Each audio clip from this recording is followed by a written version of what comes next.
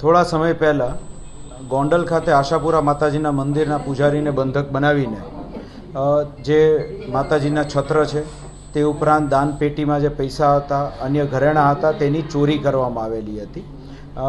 આખો લૂંટનો બનાવ હોય તેને ગંભીરતાને ધ્યાને રાખીને રાજકોટ શહેર police commissioner Brajeshkumar Jha sir દ્વારા આ બાબતે કોઈ બાતમી મળી આવે તો રેલવે સ્ટેશન, બસ સ્ટેશન એમ અલગ અલગ જગ્યાએ વોચ રાખવાની અને તકેદારી રાખવાની સૂચના આપેલી હતી. જે અન્વયે રાજકોટ શહેર ક્રાઇમ બ્રાન્ચને એવી ટીપ મળી હતી કે એક ઈસમ જે છે એ થોડા સમય પહેલાં યુપીથી આવેલ છે, જેનું નામ છે કુંવરપાલ સિંહ, અને તે અહીંયા અગાઉ ખાસ કોઈ આવેલો નથી. 4 દિવસ પહેલાં એ બનાવના 4 દિવસ પહેલાં તે અત્તર વેચવા માટે થઈને આવેલો હતો અને ત્યારબાદ એ ઈસમ જે છે એ અહીંયાથી જવાની ફિરાકમાં છે. તો તેના આધારે એની પૂછપરછ શરૂ કરતાં એવું ધ્યાન પર આવ્યું હતું કે આના દ્વારા પોતાના સાગરીતો સાથે મળીને, જેના નામ છે સંજયસિંહ, જે પણ યુપીનો રહેવાસી છે, અને એક પ્રમોદ બિહારી, જે બિહારનો રહેવાસી છે, તેને સાથે મળીને આ જે લૂંટ હતી તે આચરવામાં આવી હતી.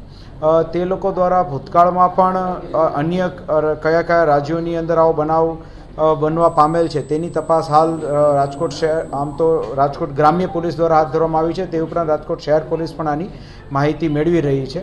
અને જે ભૂતકાળની અંદર પણ જે આશાપુરા માતાજીના મંદિરમાં જે ચોરીનો બનાવ બનેલ છે તે બાબતે આ લોકોની કોઈ સંડોવણી છે કે કેમ, એ બાબતની પણ હાલ તપાસ તજવીજ હાથ ધરવામાં આવેલી છે.